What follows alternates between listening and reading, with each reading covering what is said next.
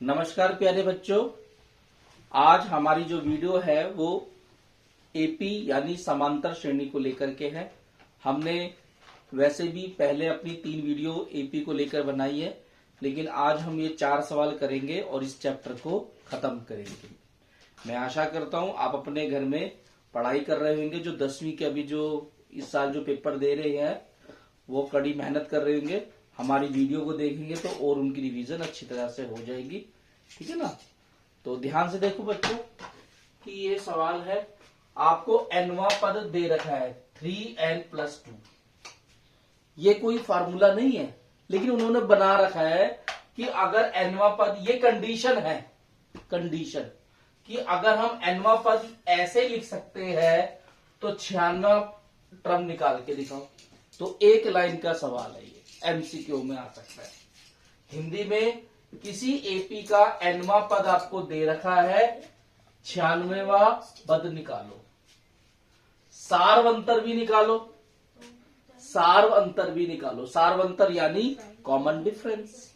कैसे निकालते हैं भाई? A2 में से A1 माइनस कर दो, यानी कि कोई भी टर्म ले लो किसी भी एपी का, उसका पिछला वाला टर्म माइनस कर दोगे तो डी निकल आएगा। ठीक है, चलो देखो हम क्या करते हैं। आपको nवां पद दे रखा है, nवां पद क्या दे रखा है? 3n+2। आपसे 96वां पद पूछा है ना, तो क्या लिख देंगे? 96। तो प्यारे बच्चों n की जगह मैंने क्या लिखा? 96 + 2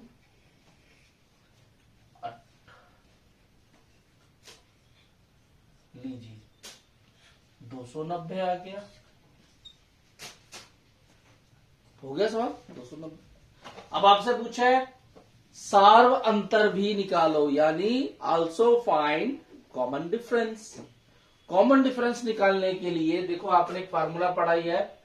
कॉमन डिफरेंस क्या होता है कि an माइनस n-1, किसी भी टर्म में से उसके पिछला वाला टर्म माइनस कर दो। अभी आप देखो आपको कौन सा टर्म पता है? 96। आप 95 निकाल लो। ये 96 होगा, 96 में से 1 चला गया 95, तो 95 वाला पद भी आप निकाल लो।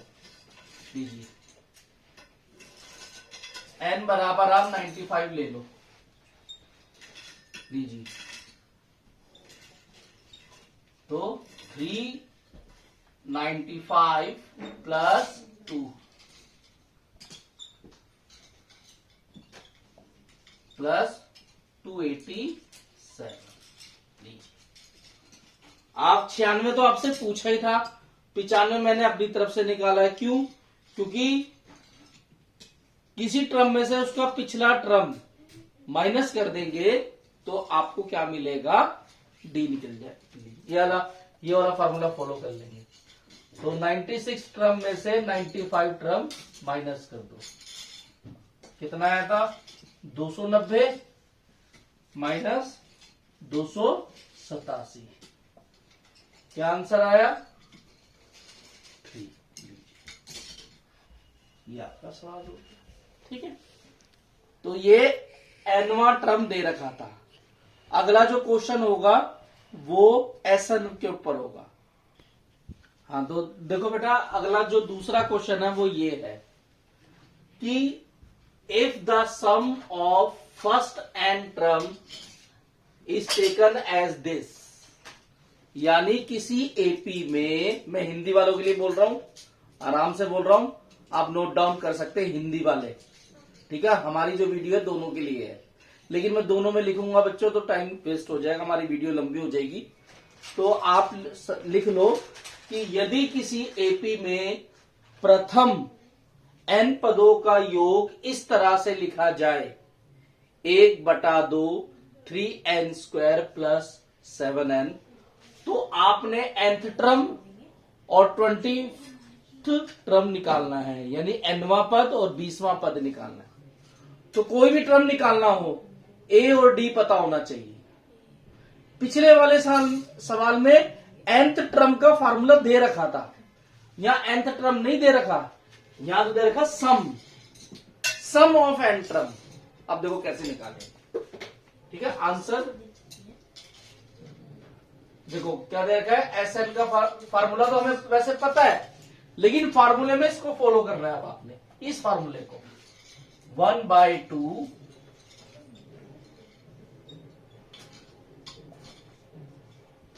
आप इसके लिए लिखेंगे गिवन, हिंदी वाले लिखेंगे दिया है, आपको दे रखा है। ये कहां से आया, ये सवाल में दे रखा है, नहीं तो हमें तो फॉर्मूला पता ही है, n/2 bracket 2a plus n-1d, वो तो फार्मूला हमें पता है, लेकिन यहां फार्मूला हमें ऑलरेडी इसको फॉलो करना है बस।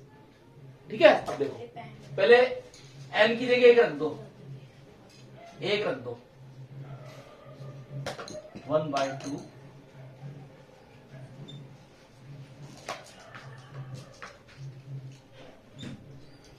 1/2 3 रहेगा, क्योंकि 1 का स्क्वायर 1 ही होता है, 3 एकम 3 7, 1/2 10 का हाफ किया 5। ठीक है, अब मैं S2 निकालूंगा n/2, यानी n की जगह 2 रख दो, इसी फार्मूले में n की जगह 2 रख दो।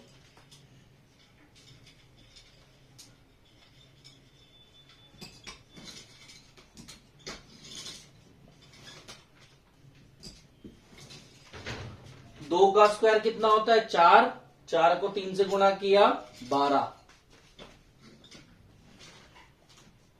2 सते 14। ठीक है, हम आगे करेंगे सवाल, मैं यहां लाइन डाल देता हूं।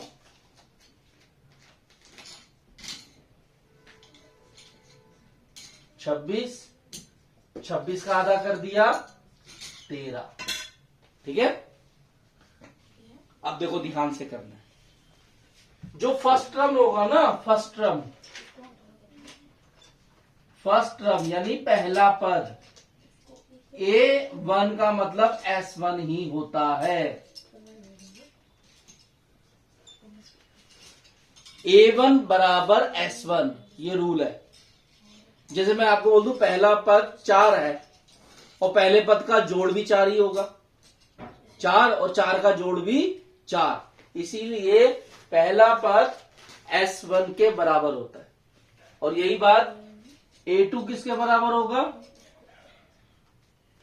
A2 बराबर होगा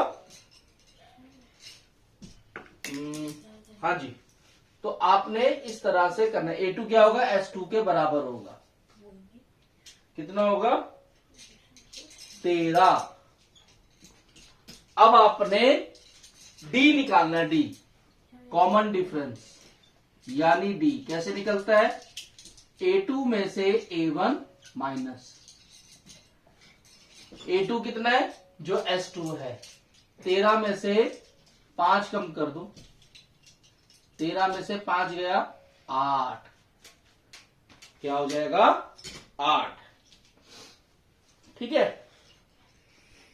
तो इस तरह से ये सवाल हो जाएगा। प्यारे बच्चों, थोड़ी सी हमारी गलती हो गई है, यहां हमने क्या लिखना है, इसे हम मिटाते हैं। ठीक है, अब इसमें डी कैसे निकलेगा, कॉमन डिफरेंस, वो क्या होगा, सॉरी A2, हमारा A2 कैसे निकलेगा, S2 में से S1 माइनस, थोड़ा सा चेंज करना है, थोड़ा सा कंफ्यूज हो गए थे। फर्स्ट टर्म तो S1 के बराबर होगा और सेकंड टर्म क्या होगा, S2 में से S1 माइनस कर दो। S2 कितना निकला था 13 और वो कितना निकला 5, ये हो गया 8। फर्स्ट टर्म तो 5 ही रहेगा, सेकंड टर्म 8 हो जाएगा। कैसे निकला, S2 में से S1 माइनस, और ये 1 और 2 कैसे आएंगे, इस फार्मूले को फॉलो करके, एक बार n की जगह 1 रख दो, एक बार n की जगह 2 रख दो, तो S1 भी निकल जाएगा, S2 भी निकल जाएगा। अब आप वैसे चेक भी कर सकते हो, पहला टर्म 5 है, दूसरा टर्म 8 है, दोनों का जोड़ देखो 13 अपने आप ही आ गया, है ना। अब आपने डी निकालना है। क्या निकालना है? डी, यानी सार्वंतर A2 में से A1 माइनस डी, यानी सार्व अंतर, कॉमन डिफरेंस। ठीक है, निकाल दीजिए आप। A2 कितना आया? 8, 8 में से 5 गया 3, 8 में से 5 गया 3, तो 3 आपका कॉमन डिफरेंस आ गया। अब आप कोई से भी दो टर्म निकाल सकते हैं। देखो nth टर्म कैसे निकले? n टर्म पूछा ना आपसे, nवां पद, फॉर्मूला क्या होता है? a plus n minus 1 D, nवां टर्म। ठीक है, तो a की जगह क्या आया? 5, n की जगह n ही रखेंगे क्योंकि आपसे n का n ही टर्म पूछा। d कितना आया? 3, 3 को वो आ गया 3n माइनस 3, 5 में से 3 गया 2, आ गया आंसर। ओके काम। अब आपसे 20 टर्म पूछा है। तुम चाहो तो इस फार्मूले को भी फॉलो कर सकते हो, चाहे इसको भी फॉलो कर सकते हो, आपकी मर्जी है। nth टर्म आ गया, 20वां टर्म निकालना है। वैसे आप जो आपको सिखाया गया है उसी को फॉलो करना, ठीक है ना। nth टर्म वही a plus n minus 1 D, 20वां टर्म आपसे पूछा था, फार्मूला वही जो आपको सिखाया गया है। ठीक है, nवां पद, पहला पद 5, n की जगह 20 माइनस 1, डी कितना आया? 3, 5, 20 में से 1 गया 19 किया 57, 62 लीजिए। तो कोई सा भी टर्म निकालना हो, फर्स्ट टर्म और डी जरूर पता होना चाहिए। इस सवाल में आपको Sn का फार्मूला दे रखा था, तो पहले S1 निकालो, S2 निकालो। A यानी प्रथम पद S1 के बराबर ही होगा, और सेकंड टर्म निकालने के लिए S2 में से S1 माइनस कर देना। लीजिए, तो दो टर्म आ गए, फर्स्ट टर्म, सेकंड टर्म।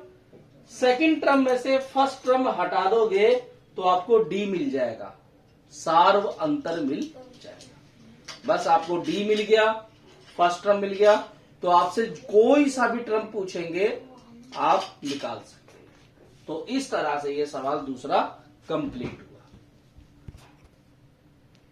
तो प्यारे बच्चों, अब हम हमारा तीसरा सवाल है। देखिए, गणित है क्या, मैथ है क्या?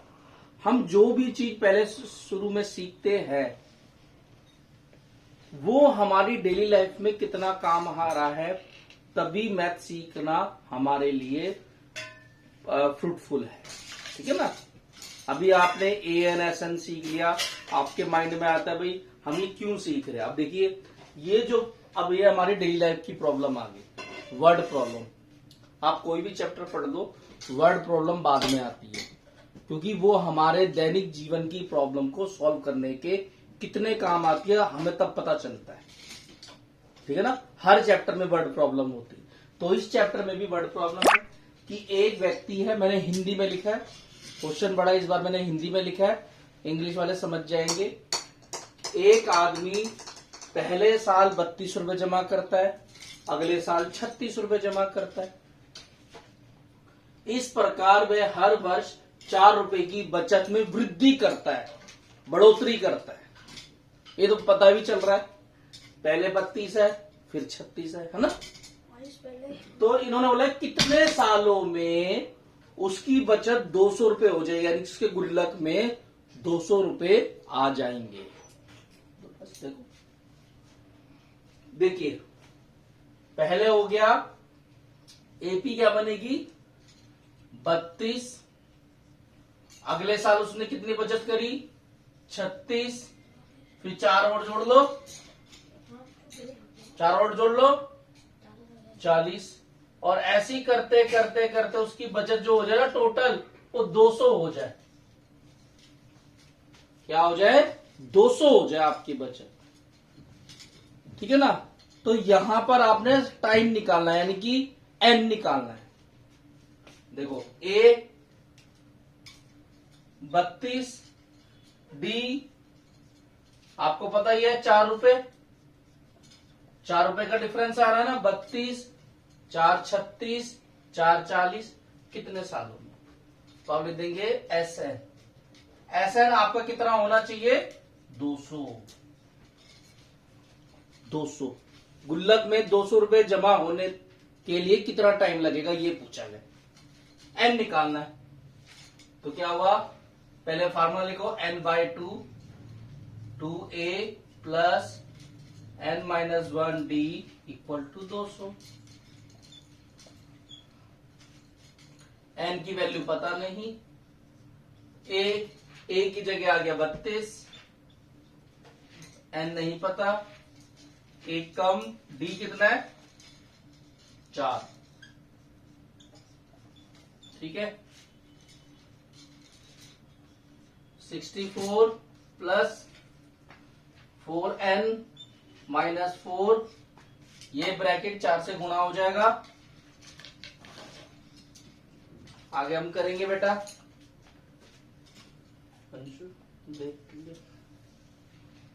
आगे हम इसे ले जाएंगे। n/2, सॉरी यहां इक्वल का निशान नहीं आएगा, 60 प्लस 4n इक्वल 200। ठीक है, अब आप कैसे कर सकते हैं? 2 कॉमन भी ले लो, क्योंकि 2 हट जाएगा, यहां 30 हो जाएगा और यहां 2n हो जाएगा। अब 2 से 2 कट गया, 20 प्लस 2n माइनस 200 यहां लेकर के क्वाड्रेटिक इक्वेशन बन जाएगी, द्विघात समीकरण। अंशु भी नजर आ रहा है? इसको किया 30n minus 2n square minus 200। मैं इसमें -2 कॉमन ले सकता हूं, क्योंकि शुरुआत का टर्म स्क्वायर वाला होना चाहिए और उसके आगे माइनस है, इसलिए मैंने माइनस कॉमन ले लिया। जब हम माइनस कॉमन लेते हैं, यानी कि माइनस से डिवाइड करो या माइनस से मल्टीप्लाई करो, साइन बदल जाते हैं। इसका n स्क्वायर हो गया, इसको 2 से काटा, 15n हो जाएगा, माइनस 15n, इसका निशान प्लस का 100। प्यारे बच्चों, मैंने माइनस कॉमन लिया, तो ये माइनस का, ये प्लस का, ये प्लस का, है ना? ठीक है, तो ये दोनों, ये माइनस का हो गया और बाकी दोनों प्लस के हो गए। -2 0 से डिवाइड हो गए, 0 बन जाएगा।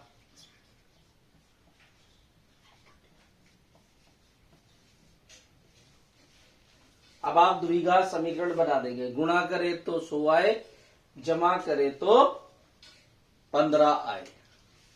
तो आप देखेंगे कौन से 2 नंबर है। हाँ, तो प्यारे बच्चों, वो 2 नंबर है 20 और 5। 20 पंजे 100 और 20 में से 5 माइनस करेंगे तो आपको क्या मिलेगा? आपको क्या मिलेगा? 15। ठीक है अंशु, एक बार इस तरीके से, प्यारे बच्चे गलती से होगी हमसे कि यहां प्लस था, हमने इसको माइनस कर दिया था, ये प्लस ही होगा। तो ये प्लस होगा ना, तो यहां आपको माइनस लेने की जरूरत नहीं है।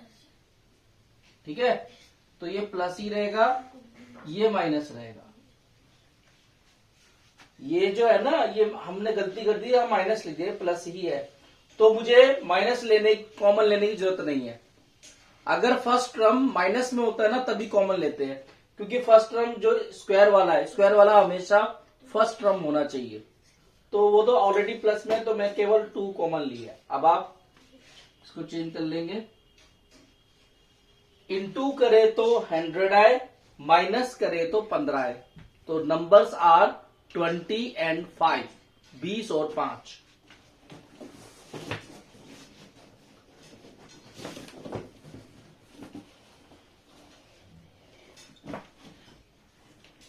ठीक है, अब हम ब्रैकेट खोलेंगे, 20n माइनस 5n माइनस 100।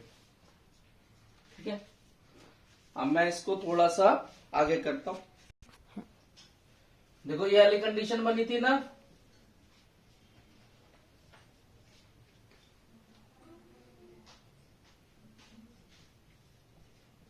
अब मैं यहां n कॉमन ले लूंगा, n प्लस 20 या माइनस 5 कॉमन ले। मैंने आपको बताया था ना, अगर शुरुआत में ही माइनस होता है ना तो माइनस कॉमन ले लेते हैं।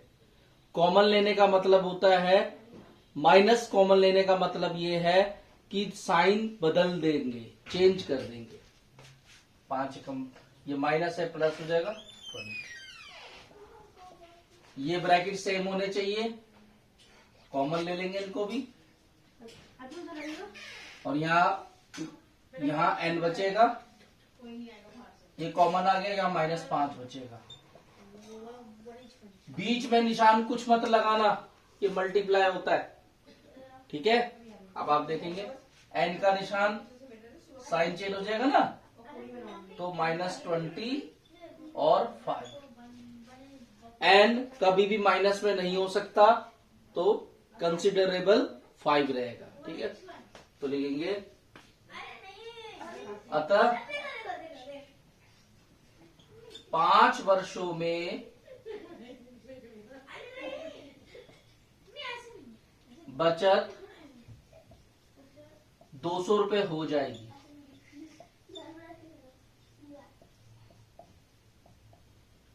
ठीक है, 5 साल में उसकी टोटल बचत 200 रुपए हो जाएगी।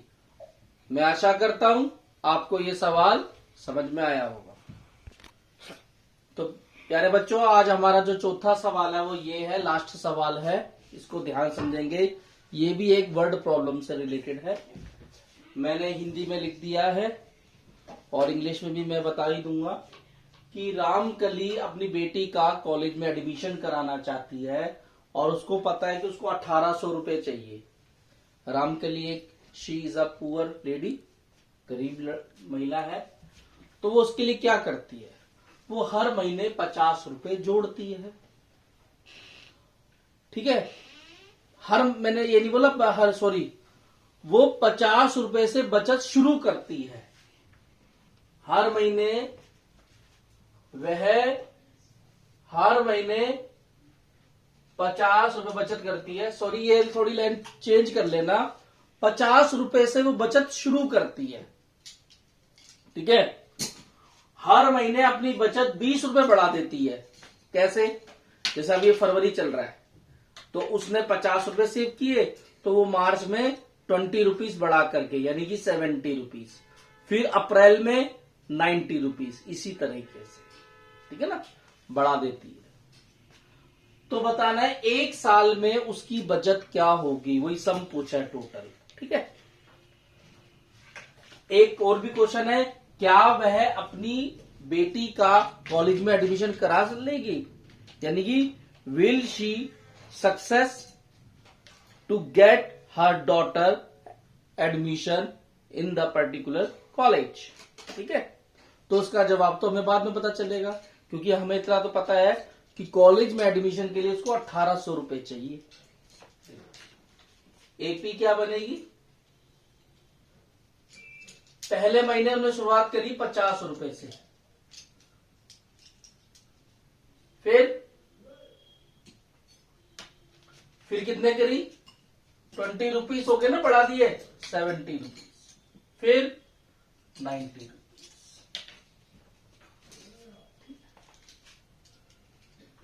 अब बताए एक साल में, आपको पता है एक साल में कितने महीने होते हैं, how many months in a year, 12, 12, यानी एन की वैल्यू 12। ठीक है, ए 50, डी 20, 20 की वृद्धि हो रही है ना। और देखेंगे एस एन का पहले फार्मूला लगेगा n/2 2a plus n-1 t, और यहां लिख दो 1 ईयर